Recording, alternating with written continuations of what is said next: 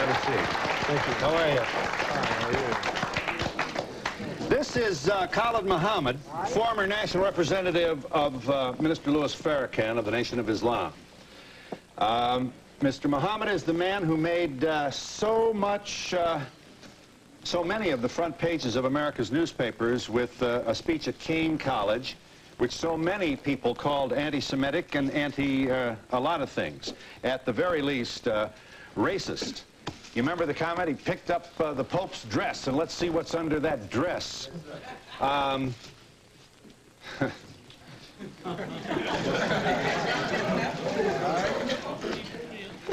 Here's what you said about Colin Ferguson, the man who shot a Jamaican black male who shot 6 people on the Long Island train. Mr. Muhammad speaks.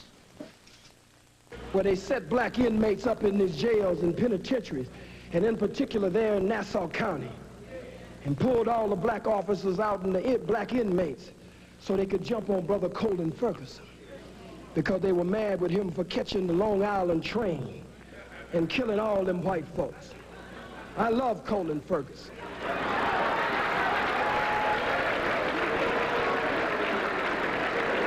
I have no official position, so I can say I love him. You love a man who randomly killed 6 people on a commuter train? I love Colin Ferguson just as much as the masses of white Americans love General Schwarzkopf, General Westmoreland, General Patton, General MacArthur, and Eisenhower.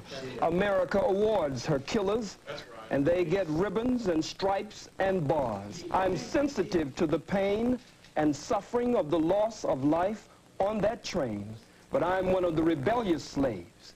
And so when black people stand up out of pain and suffering and frustration, I understand after 500 years. You also,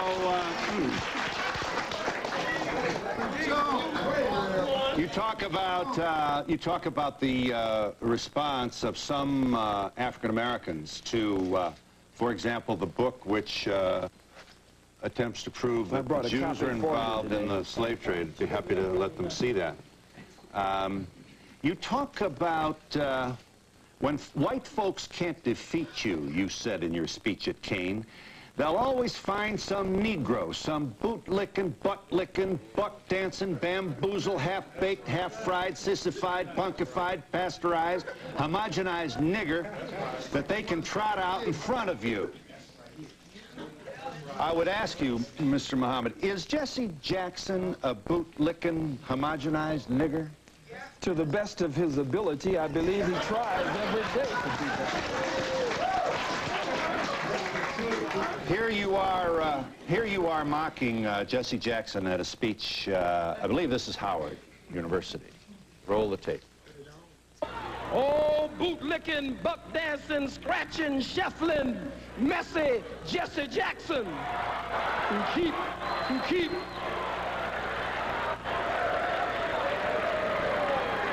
I am a somebody. I am a somebody who keep hope alive. I am a somebody. I don't rightly know who the hell I am, but I am somebody. Yeah. Are you an entertainer, or are you a committed person to black people? I'm so glad you asked that question. I believe that the liberation and salvation of the black nation must be brought about by black people gaining a thorough knowledge of self after our 500 to 6,000 year Holocaust, where we have lost over 600 million. And so I believe that that education process must be a process of 2 steps: inspiration and information. So I seriously give information, but black people are a people of rhythm and spirit, so I also give inspiration.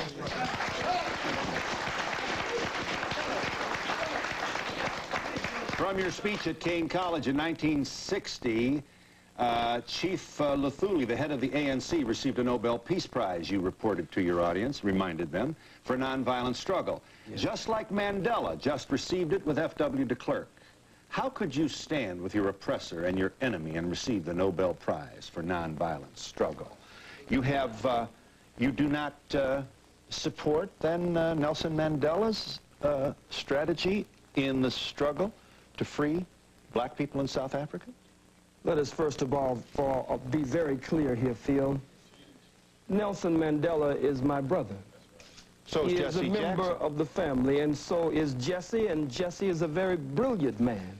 We just want him to return home and stop being used by the enemy and the oppressor against his people. Now back to Brother Nelson Mandela. And certainly we can never mention Nelson without mentioning Winnie Mandela. But Nelson Mandela's attempt at a multiracial government in South Africa after the murder of men, women, children, and babies, and the rape of South Africa, a criminal settler colony that has been established like Israel there in that part of the world. I cannot go along with one man, one vote. Let me say why. If someone broke into your home, Mr. Donahue, and actually bomb-rushed your home, and black boots stomped your door down, and came in and robbed and raped everyone in the household, and was able to take the wealth of your home and parlay it into an empire. This is an invader. This is an intruder. This is a murderer. This is a burglar. This is a criminal. So you have no responsibility to share your home with them after they broke in and committed the crimes that they did. You want, you said about South Africa, we give him, that is to say white people, 24 hours to get out of town by sundown. That's all. If he won't get out of town by sundown, we'll kill every white that ain't right that's in sight in South Africa. We kill the women, we kill the children, we kill the babies, we kill the blind, we kill the cripple, we kill them all. We kill the faggot, we kill the lesbian, we kill them all. You say, why kill the babies in South Africa? Because they're going to grow up and oppress our babies, so we kill the babies. Are you seriously presenting yourself as a man interested in the future of your people with this kind of rhetoric? I'm just as interested in the freedom of my people as I am in the self-determination or the Kujichagulia, self-development, them being self-defining, self-respecting, and self-defending. If the white man has killed millions of our people, and you cannot deny the undeniable and indisputable and irrefutable truth, fact, proof, and history of their bloodshed there in South Africa. I said it would be merciful if they would leave. I don't agree with a government, a sham government. No man walks out of prison after 27 years and becomes the president unless there's a script and a plan behind the scenes to remove the economic sanctions from whites in South Africa, but no real plan for redistribution of the wealth. The Oppenheimers, the De Beers, and others there sucking the blood of our people. So I said, be merciful. Give them a period of time. Truman gave the Japanese a period of time, but when they didn't comply, he dropped the bomb on men, women, children, and babies.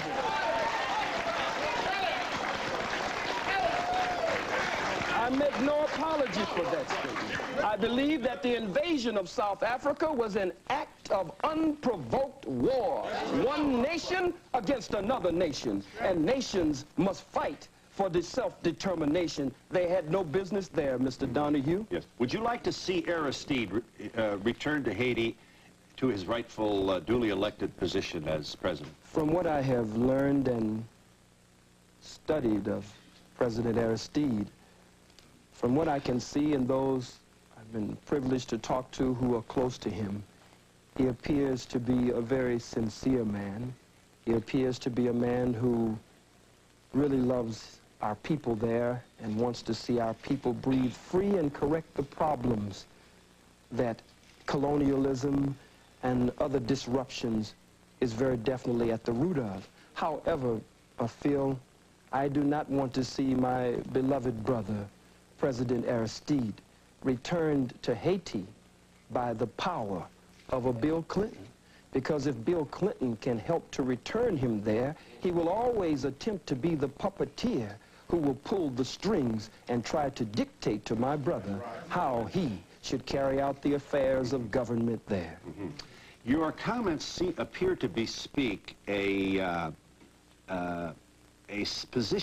political position in which you have no interest at all in reaching out and hoping and working for a multiracial community of harmony and peace. Am I correct in saying you have forsaken that ideal? My arms are tired, Phil. We've reached out for 500 years. Too late now. We've faced tanks. We've faced water hoses and cattle prods. Vicious dogs bit the breast of black women off in those protest marches of the civil rights movement. Vicious four-legged dogs sicked on us by two-legged dogs, bit into the groin and the private parts of black men, women, and children. So, Mr. Donahue, I believe that the white man is absolutely disagreeable to live with in peace, and that no one has been able to get along with him nowhere on the face 196,940,000 square miles of the planet Earth. And so you will continue this rhetoric. You will continue and action. And action. Action. What kind of action? Strategy to affect what in the United States of America? Let's start with us. No wise general sits with a representative of the opposition to discuss battle strategy and battle plans before the entire world. I don't think that would be wise. But the mission of the most honorable Elijah Muhammad and the mission of my spiritual father, the Honorable Minister Louis Farrakhan, whom I love very much, and I want to be in that number when he takes 1 million black men to Washington, D.C. to call for reparations and justice. Their work is a work of liberation and salvation. Their work is a work to raise the mentally and spiritually dead black man and woman after we have been robbed of our names, our language, our religion, our culture, our God, our folkways, mores, and robbed of a power, the power of our own being. Lift up the Pope's skirt to see what's under there. This is high school stuff. Words like faggot. It's an immature sort of failure to really get out of the old Beavis Butthead kind of environment. Certainly you can't be proud of this kind of language that you use. Well, if it is high school, then the Bible, listen for a second, the Bible speaks of lifting up the skirts of the garment. Oh, I'm surprised that you feel. It's a metaphor. It's symbolic language. I'm not at all interested in what is under the Pope's clothes. I'm not into that. It's a metaphor.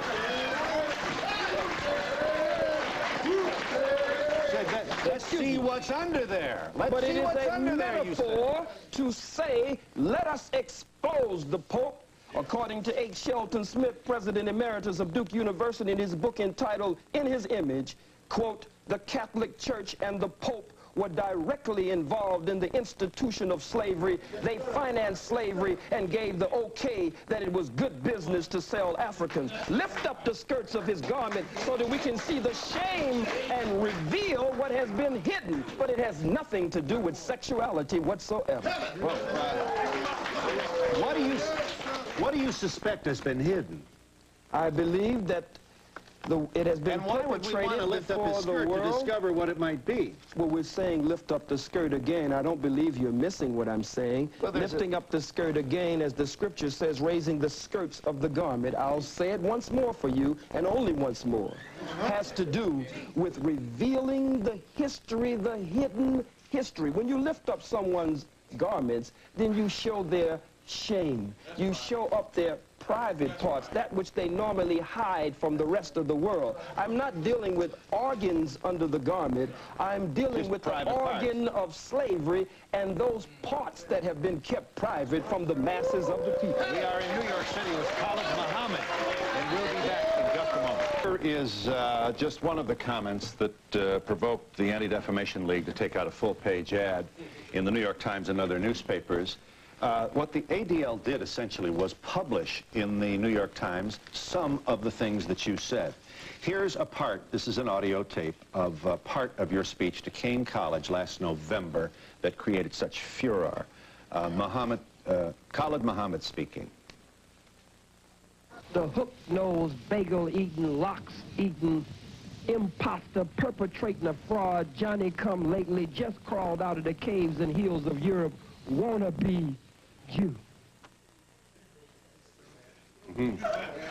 Not presuming you haven't been asked this before, but may I ask you kindly to speak to the loved ones of Schwerner and Goodman, who died with one of your brothers, Cheney, buried in a shallow grave in the South in the middle of the Civil Rights Movement because this black man was seen with two white Jews down there causing trouble, trying to promote the civil liberties of your people. Two Jews found in a shallow grave. I happen to have met the mother of one of these very brave people. And when she sees this, we can only speculate what must go on in her heart. You would want to say what to her? I don't have anything to say to her. You just condemned all Jews with that observation, with this alliterative kind of Jew bashing that so excites your largely male audiences. Well, I wonder why. It means that I speak the truth. I speak to the pain and hurt of the masses of black people. I speak that which many of them wish they could say. That's why they cheer and applaud. Speak to Mrs. Goodman. And I speak that also, Speak to which Mrs. many Goodman. of them only whisper behind closed doors.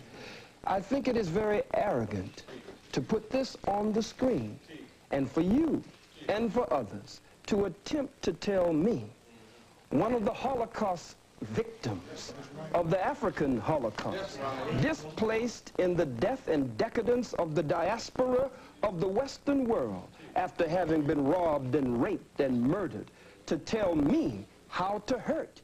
These are strong words that you put on the screen, but you cannot tell the aggrieved and the victim. As I was talking to Brother Malik Zulu Shabazz, the young student warrior from Howard University, and we were going over this. And we said, how do they expect to tell we who have suffered so much how we should speak? When you're hurt, you'll say faggot, you'll say cracker, but you don't want to give me time to say where these terms came from and how they apply to your people here in America. If it is true that I don't want to give you time to explain the etymology of these words, it is also true that you apparently don't want to respond to my question regarding the loved ones of two Jews who lost their lives to stop the diaspora of the black people. I don't know. Do you have any? I don't know why they were there, and you don't know why they were there. But Really? I must say this. So you're wondering whether they were there for your people? I'm not wondering at all about them. I'm concerned with the suffering and the pain of the masses of black people. No one wants to pay reparations. The Jews received over $100 billion in reparations and gets $4 billion annually. A Holocaust museum was set up for them on this soil for over $200 million, and they get $21 million annually just for operating expenses. But the Catholic Church, the Pope, the Jews, the Arabs, white people in general, no one wants to pay reparations to these, the sons and daughters of Africa. So I speak to them. I don't speak. I speak to them. I don't speak to the family of those two Jews. There are too many of us for me to speak to them. You don't want to take any time to make any particular We've given statement. all the time we've been in America. Now it's time we do something for ourselves. We are the same people, Phil, that when you beat us and rearrange our eyeballs in the socket and rearrange our face and beat us and stomp us before the world, we're the same people that get up because God just made us with tender and sensitive hearts as his chosen people and say, well, can't we just get along? Be united.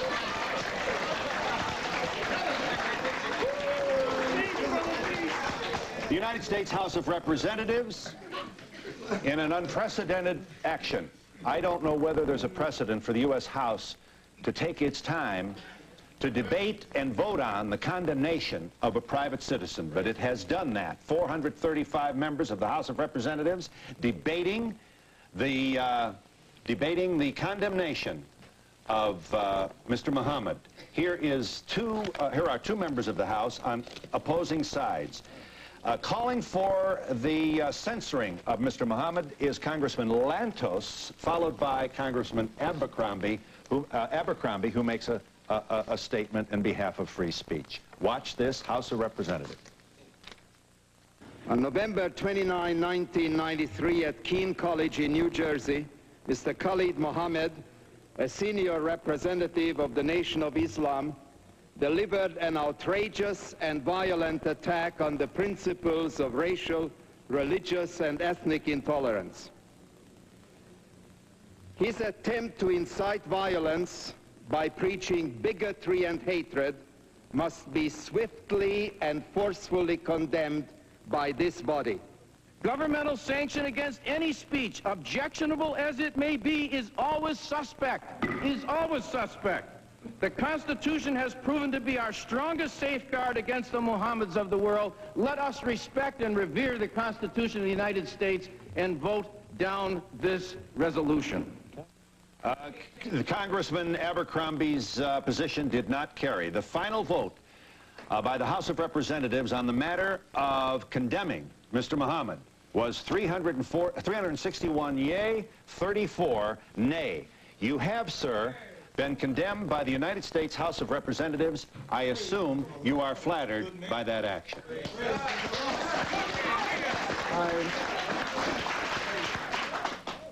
I believe that my ancestors, I believe that the blood that cries out from the grave of my ancestors who went to an untimely death at the hands of the white wicked slave traders, I believe that they cry out.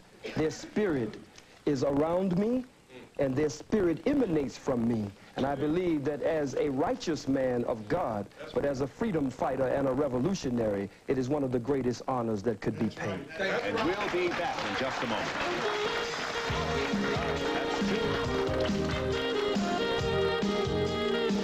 One question for the white audience that's watching this. A lot of times they ask, what can they do to help this situation? And I feel that they should go over to their people and represent this issue the same way this brother puts his life on the line for us. They should be doing the same thing, because otherwise it's going to be a one-sided view. They need to reach their people as well. Yes. What I'd like to know is, what do they say to the KKK, the skinheads, the Nazis? They're so worried about this one brother. What about them? Well, I don't know whether you want to suggest that all white folks support the KKK. Well, enough of them do. Yes. Yeah. Nobody says anything about, nobody disputes the facts or his facts. His facts are right and exact, and no scholar will debate Dr. Khalid, because Dr. Khalid is right. I'm going to answer that lady's question. Half of the white population does not support KKK. But this gentleman up here is throwing prejudice towards white people only, and it's unfair.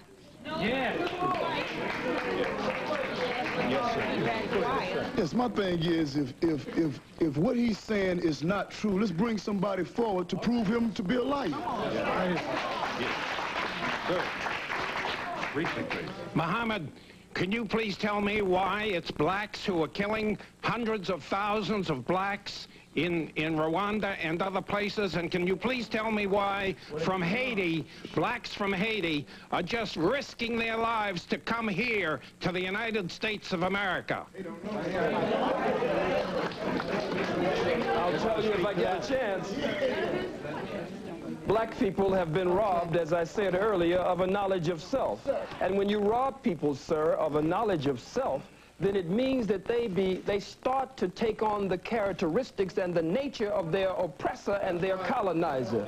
And his mind, by automatic, systematic, remote control, rules in our people. He gives them the guns and the weapons and the drugs and the alcohol, the way you did our brothers, the red man and the red woman, brothers and sisters, the way you did our Latino brothers and sisters, and then you pit one against the other and then say, look at what these people are doing.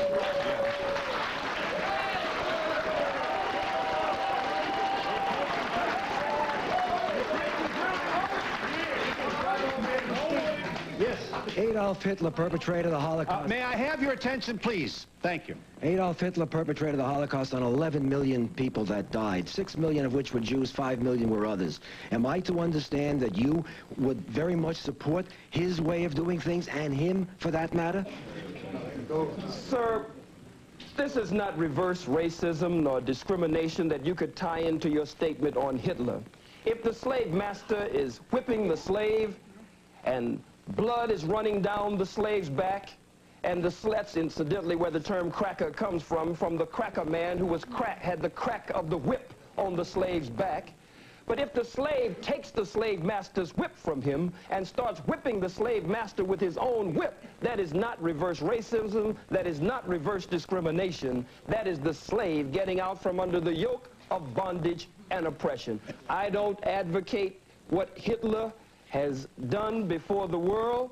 Hitler's struggle. I went to the Holocaust Memorial Museum and I tried to separate Hitler as a freak of nature from the rest of white people. But after all that we have gone through, I know that there's a little bit of Hitler in all white people and a lot of Hitler. And we'll be back in just a moment.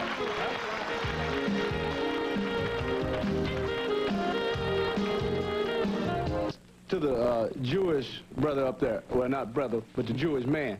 What about Goldstein, who slaughtered 39 Palestinians and became a Jewish hero? Publicly, rabbis said what about the fingernails, Dr. Khalid? Said that the rabbi said that the fingernail of one Jew was worth more than all of the Arabs in the world, and the New York Times ran the lead story with the photo showing the Jews filing past his grave. Yes. They not only called him a hero, but a saint. Yes, may I make this point, Mr. Muhammad? The atrocity perpetrated by Goldstein was roundly and publicly condemned by the entire leadership of the Jewish community in America, as well as the leaders of the state of Israel. Let me ask you this. They publicly condemned that action, and I can't even get you to look into the camera and convey even the remotest notion that you have in your heart some love for two Jews who died trying to save black people in the South. I speak of You cannot get me to look into the camera and do that. Yeah. May I ask you to kindly speak to that? You cannot get me to look into the camera and show love for two Jews. I don't even know them.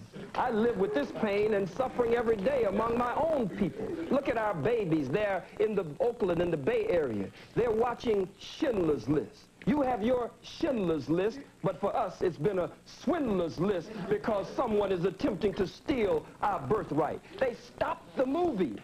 Take our babies out of the movie as though it's such a moral outrage. And then Spielberg comes in. The governor comes in. What about the statements of the Jew, Howard Stern, the comedian, Jackie Mason? What about Moshe Dayan? What about the fact that members of the Senate have made racist comments and Congress, and they were voting against me, but they were not brought up by their own colleagues in that so-called august body?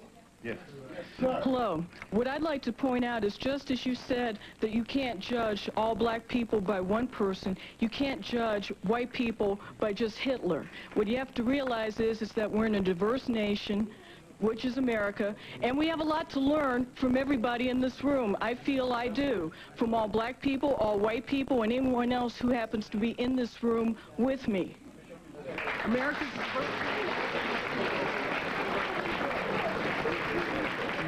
Briefly, sir. Yes, sir. Mr. Muhammad, could you please tell me, does Islam believe in Judaism and Christianity? And under Islam, are Jews and Christians are people of the book, Do you believe that? And further, do you believe, sir, that one people and one book sent by the same one God? And you referred to the people up front that they are your brothers. Is it possible, Muhammad, Mr. Muhammad, that I am your brother also? And is it also possible that we are brothers truly responsible for each other? Is that possible? The Holy Quran says that the messenger of God believes in what has been revealed, and so do the believers. And I am a believer. In Islam, we believe in one God whose personal and proper name is Allah subhanahu wa ta'ala. And that one God, we believe, sent all the prophets and the great ones in the great line of divine, and we believe in all of the revealed scriptures. I don't know you, sir.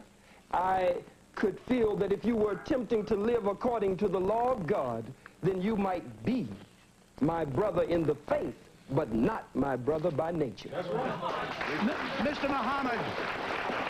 Muhammad, are you aware, Mr. Muhammad, that the courts-martial system on or about or in or about World War II condemned many black sailors for their involvement in handling munitions, where many of them died as a result of their handling these munitions? Would you believe, Mr. Muhammad, that the Jewish war veterans that I'm proud to represent took this issue on, and we have condemned the United States Navy as it relates to the deaths of these sailors, and we have condemned them for their continuance, dishonorable discharge of these black sailors? I ask you, Mr. Muhammad, what have you done on this specific issue?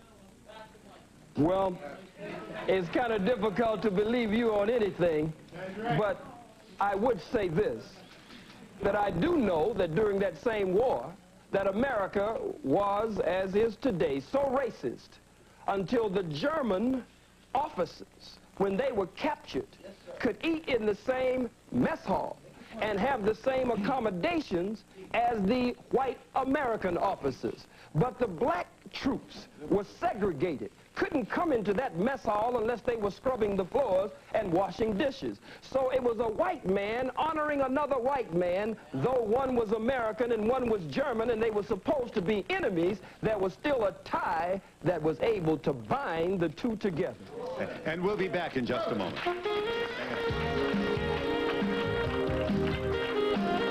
You want to show that? What is that? Is that a...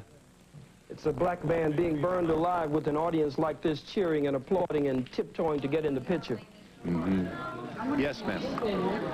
Yes, hi. Yes. I'm representing Queens College, and everyone is talking about what's been denied, but the problem that we have as students is our history is not being taught in the textbooks. Right. And by me being a student and a citizen of America, I would like to know, when is that time going to come so you can learn about my history and understand my people? We are not in your books. Yes. Sir. Yes, Phil, I like to say that, you know, what he's saying is being backed up by Jewish scholars as well. This is not only the information that Khalid has. Jewish scholars have the information. I'm from Fort Worth, Texas. He came to Fort Worth, Texas, where the police department is killing black men wholesale. 6 black men have been killed in less than a year. But through his effort, there's been a change on the gang members' part in our community. So we appreciate Brother Khalid. This gentleman wanted to say. Yes, sir. Being an educated college person, I see that you can always bring up events like this, where people have been killed and mass murders from all people. Let's learn off the past and not make high school comments like yours and put down Hitler-like manners and try to form peace and learn off the past and from the future. Sir, you wanted to say. Sir. Right here. Yes, sir. I like to see us lay to rest this whole notion of anti-Semitism. The one thing that is an incorrect statement. Because the whole idea of a Semites were people who lived in southwestern Asia, including northeast Africa and the Arabian Peninsula, who spoke Ugaritic, who spoke Ge'ez, who spoke Ethiopic, spoke Hebrew, who spoke Arabic. Those are our people. We are a Semitic people, therefore we cannot be anti-Semitic.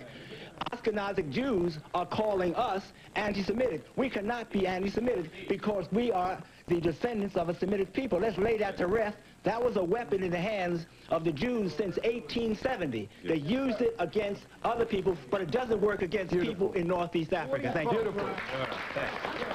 Sir, I get it. Let's go something. Beautiful. I can't believe exactly what I'm hearing. We went to war in World War II to fight for the freedom of speech.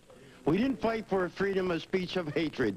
Many of our members, I'm the National Commander of Jewish War Veterans, and over 50,000 of our men died fighting for your right to free speech here now. I don't understand why you come out with such hatred.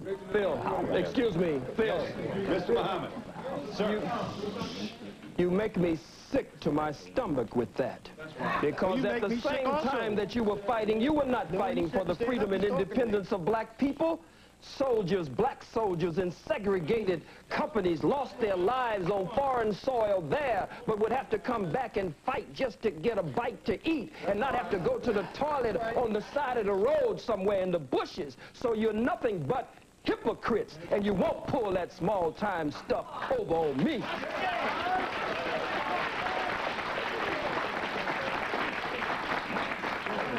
Yes, ma'am. Why don't we talk about how the merchant Jews come into our black neighborhoods and they suck the life and the money out of our neighborhoods and put it back into their neighborhoods? Briefly, sir. Briefly.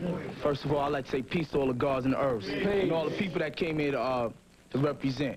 Brother Khalid is definitely a true warrior in the cause of black struggle. What I'd like to say as a young black youth is that I feel that America has subjected me to a Holocaust. You understand? From all my ancestors all the way back to even right now, Rodney King, the brother in Staten Island, all we've been subject to is death and destruction here. And as far as Jewish people, in the Bible, it say that ye are of the synagogue of Satan. And I'd like to ask you people, why do you feel that you have cornered the market on sympathy, and why can't you feel the pain of the black Holocaust? Why do you think that when we say the black Holocaust that it's some blasphemous statement? I'd like for y'all to address that. Yes. All right. Beautiful. First of all, sir. Yes, first of all, with regard to the last speaker, the NAACP was partially founded by Jews. But now I'll get to my question. All right, now let me just say one final point. Go ahead. Eldridge Cleaver once said, if you're not part of the solution, you're part of the problem. And I'd like to just end this show, hopefully, by some positive note and ask Khalid if perhaps he'd tell us what his real agenda is. Is it just to go out and try to talk about hating people, or are we going to have a race war, or are we going to have cooperation? We're going to try to work together. Yes, thank you for the question. I'll give you an opportunity to answer that question when we come back in just a moment.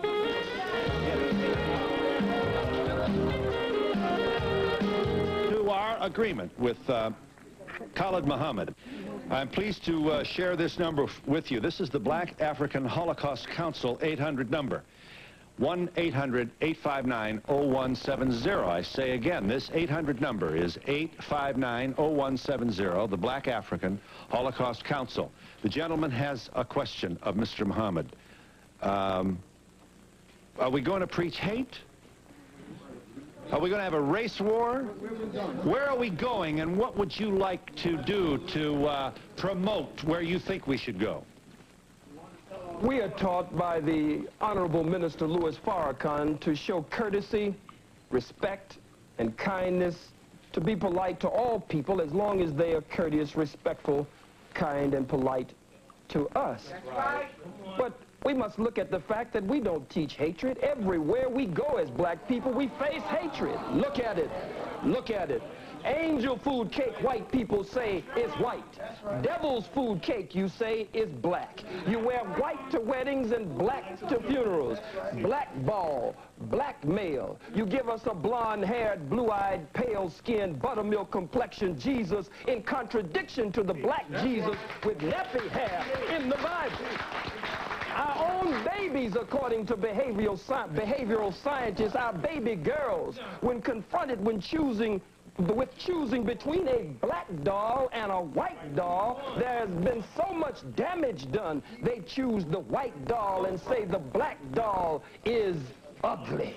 So racism is everywhere, and it's institutionalized. We cannot really be racist because racism is prejudice plus power.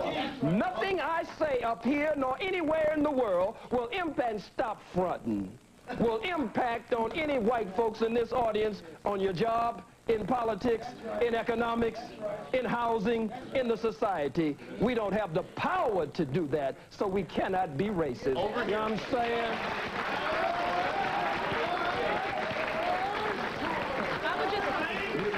I would just like to say to this gentleman, I would like to say to this gentleman and all other people who are not blessed with melanin at this point in time, to understand that what has happened in our history is that you have been misinformed as much as we have been misinformed.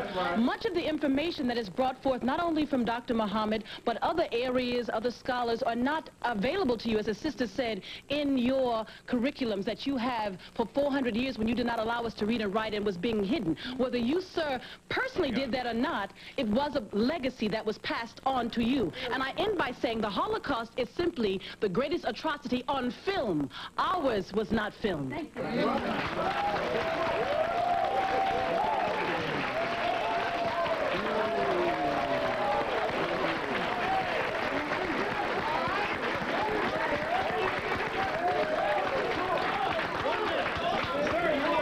Yes.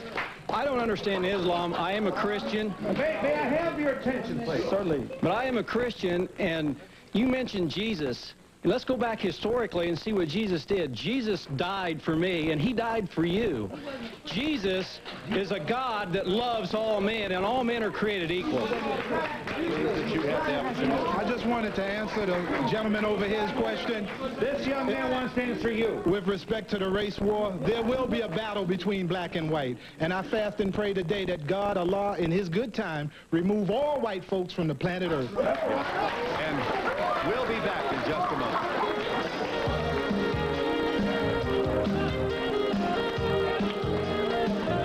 I feel the gentleman over there made an incorrect statement. That really was not necessary. That's all I have. Okay. Yeah. Seconds left. Second. Yes, ma'am. I just want to say that my love and loyalty goes to Dr. Muhammad. And sister over here is a little lost. She got the contact lenses and, you know, the fake lenses, but we won't go into that. You know, it's no news. All right. My point is, there is, you know, we seem to be attacking issues that really have no relevance. This is one man making a statement that is factual, like brothers and sisters said. These are in the books written by Jewish scholars, not by him. He's just quoting, and we're attacking him. So, what's the name of this book, brother, please? Secret Relationship Between Blacks and Jews. Okay. Yes. I have time only to thank you all for your contribution to our discussion. Thank you for joining us. Join me in thanking all the speakers for their contribution. Services provided and promotional fees paid by the following.